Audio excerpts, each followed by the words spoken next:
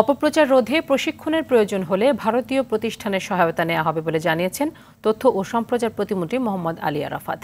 দুপুরে সচিবালয়ে ভারতের হাইকমিশনার প্রণয় কুমার ভার্মাকে সৌজন্য সাক্ষাৎ দেওয়ার পর এসব কথা বলেন তিনি। প্রতিমন্ত্রী বলেন, অপপ্রচার রোধে ভারতের কিছু প্রতিষ্ঠান কাজ করে, তাদের অভিজ্ঞতা এবং প্রক্রিয়া পদ্ধতি বিনিময়ে জানা বোঝার চেষ্টা করা হবে।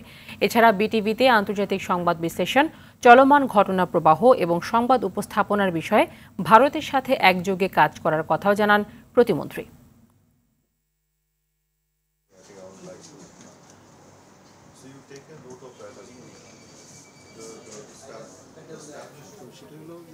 বিটিভিতে আপনারা জানেন আমরা একটা 2 ঘন্টা চাঙ্ক নিয়ে অপপ্রচারের ব্যাপারে ইন্ডিয়ান সাইডে ওদের কিছু ইনস্টিটিউশন আছে যেগুলো কাজ করে, সেগুলো নিয়েও আমরা তাদের অভিজ্ঞতাগুলো এবং কিভাবে কাজ করে প্রক্রিয়া পদ্ধতিগুলি আমরা এক্সচেঞ্জ করব, জানা বোঝার চেষ্টা করব এবং এখানে যদি কোনো ট্রেনিংয়ের প্রয়োজন হয় সেই জায়গাগুলো আমরা কোলাবোরেশনে যাব আর কি।